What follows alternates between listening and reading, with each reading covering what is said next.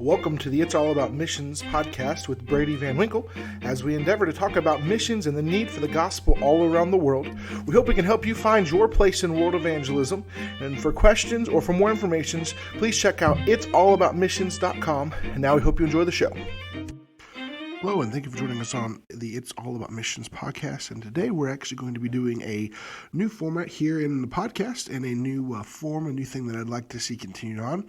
And we're going to call it the Why series. And you think, well, what are we asking whys about? And really what we're going to do is be interviewing different missionaries and church planners from around the world and asking them why your country. Why go to this country? Why go to this place? Why give your life? And then we'll probably expand it even into more, asking more questions along the lines. And I'd love to see this Why series grow. But since we currently are back on a short furlough at the moment, we're able to interview some people as we're traveling around and hopefully be able to get some great answers for this and hopefully be able to give you guys some more good content here and give you some more ideas of different countries and things like that. Obviously today, though, we're going to start the series off by saying, why Turkey? And obviously that's where we and my wife and we've been working in Turkey for the last 2 years.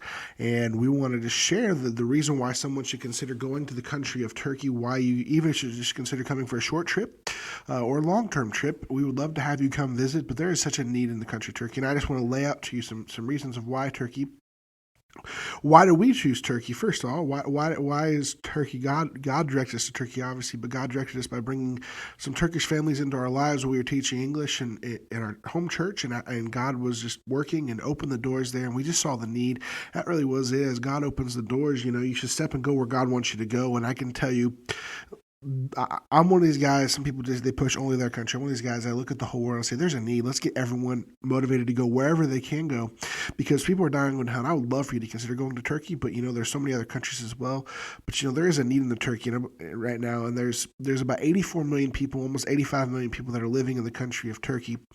And it's 99.8% Muslim. So majority of the country there is going to be Muslim, and they grow up being taught Islam. And a lot of them, though, as I've come to find out since living there, is most of them are very nominal. They're not really Muslim. They're Muslim, but they'll tell you they're Muslim, but they've never really been to a mosque.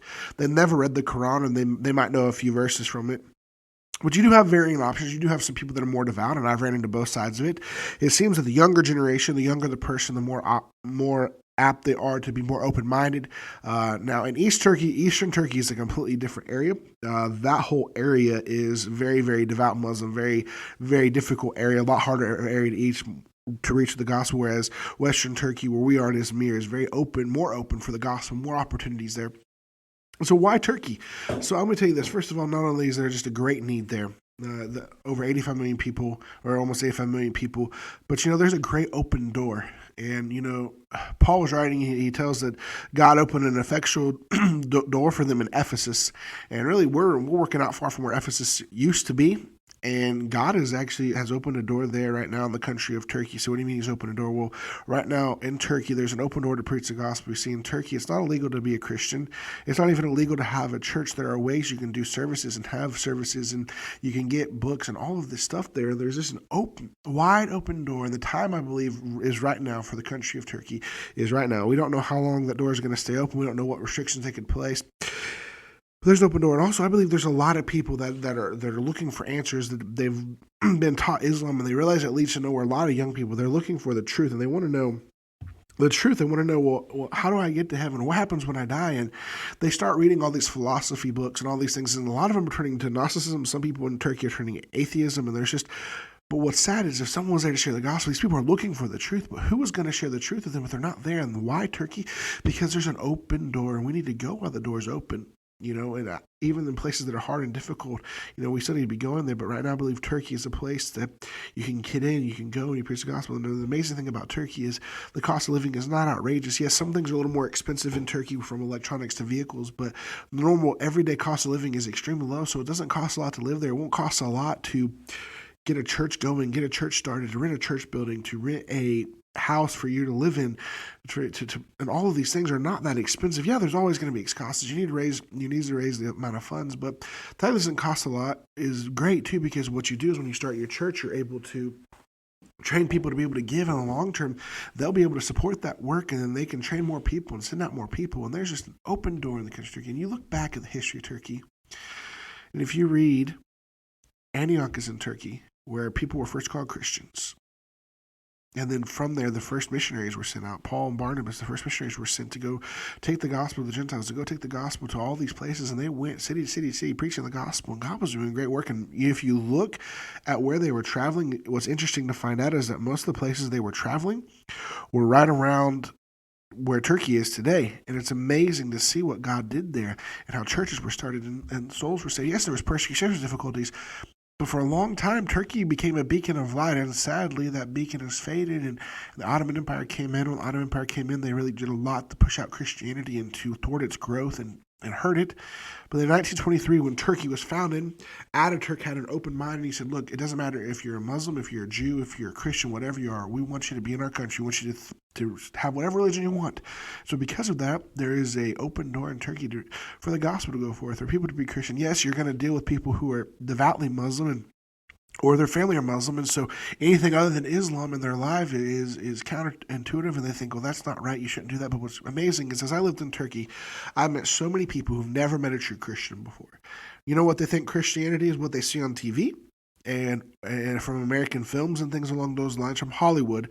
They think that's what a Christian is, whatever they see as a Christian, or what they know and they're taught, that they said, oh yes, a Catholic, that's a Christian. So when they think Christian, they may think a Catholic church, they may think a priest, they may think baby baptism, whatever they've heard. But the truth is, they've never met a true Christian. And as you tell them, yeah, I'm a Christian, and they're like, well, you mean Catholic? No, I say, I'm a real Christian. I follow the Bible. I do this. I don't do these different things. It's interesting to see the opportunity there and the open door for people to share the gospel, and people are willing to listen. A lot of, people say, well, it's a Muslim country, they're not going to listen. No, people are willing to listen. I talk to so many different people. I had so many different opportunities to talk with people. And some people, they're going to be a little more argumentative, so to say, and that's what they believe. Hey, I believe this. This is what I believe. I'm not going to change my mind. And you begin to share the gospel with them. They're going to come back with you with their different ideologies and different views on things. But it doesn't matter. Just keep sharing the gospel. And I was able to do that and see God begin to work. And there's still some people that I believe are very close to being saved, that the gospel is working in their hearts still today. And I'd ask you just to pray for the country of Turkey. There's just such an open door. And so why Turkey? Why should someone consider coming to Turkey? Because there's an opportunity. And there's also some amazing history there. And it's to learn and see that history, to see these places amazing, to see where Paul walked. But to look and think, well, Paul did a great work here. And on Paul's day, it was just as tough. It was just as hard, if not harder, maybe because of what was going on. If Christianity was just starting out and things along those lines. Nobody knew any better. Nobody knew Christianity. No one knew nothing. You say, well, and to me that sounds a lot like Turkey. And no one knows nothing about Christianity in Turkey. They're all binded by Islam. We could go and take the gospel, and you can open their eyes, and the gospel and Christ can open their eyes, and they can turn from darkness to light. And God can do a great work there in the country of Turkey. And I believe God is going to do a great work in the country of Turkey. We're excited to get back to Turkey, to see our first church started there, but also to see more people come and give their lives and say, I'll go take the gospel to Turkey. I'm not afraid of what's going to happen, because, who knows, 5-10 years from now, maybe I can't stay anymore. Maybe they say, we're closing the door for you, Brady. The door is closed, or something comes along the line. Well, who's going to be there to stand in the gap? Who's going to continue to stay on? And we hopefully have many young people trained and stuff like that, but who else will come? I want to challenge you to consider giving your life to come take the gospel to the country of Turkey. I'd first consider, hey, why don't you come on a short missions trip? Almost every summer we'll be doing a missions trip, and this summer is no exception. And you can find more information on that on our website at truthofturkey.com.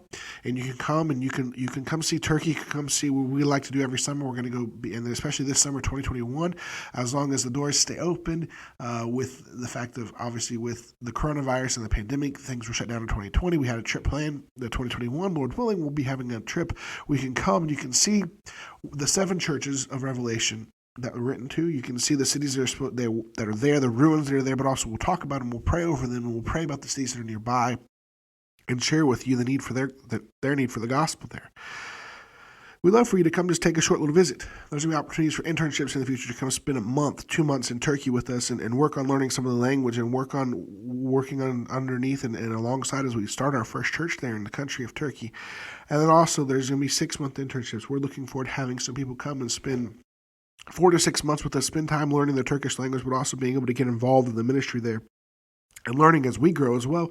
And we're just excited to be able to share the gospel and open doors there and the opportunity to share the gospel and see people saved and turning from darkness to light. And I ask you to pray for Turkey. I ask you to consider also, though, not only under literature or any of these things, short little trip, but consider giving your life to come to Turkey with us as well, and to plant churches. There's a need, and I can point you to many, many cities where there's open doors, where we can say, hey, go here, go here, go here, go here. And there's very little to, if any, work going on, and if there is, you know what? It's not enough. It's not enough. You say, well, you're in Izmir, so that's okay. Izmir. Well, guess what? Izmir has around 5 million to 6 million people, depending on who you ask and where you're talking about. If you're talking about the whole city proper and everything around it, there's about 5 million people there, and there's very little work going on there. And there's no way I will do everything that I can to try to reach 5 million people, but we need help in Izmir. Istanbul, almost 20 million people living in and around Istanbul, and there's next to nothing going on in Istanbul. And so we need to be praying for those countries. But you know why Turkey? Because there's a need, because there's an open door, and I want to ask you to consider what you would do with your life. And I ask you to challenge you to give your life to God and say, God, I'll go. I'll take the gospel wherever you want. And I would love for you to consider Turkey. But I'm not telling you Turkey's the only country you have to go to, because I look at the whole world and I see there's a need and we need to be going. And I hope as we continue through these podcasts here about why in these different countries, you get a need for these countries, not only to pray for them. You know, yes, we do the country of the week so we can have people praying for them, but I want you to get a burden for the world. I want you to get the world map out and look at these countries and know more about them, but also to be praying for them, but also to consider going and giving your life. Why the world? Because we were given the Great Commission. Why Turkey? We were given the Great Commission. Why whatever country we're going to talk about?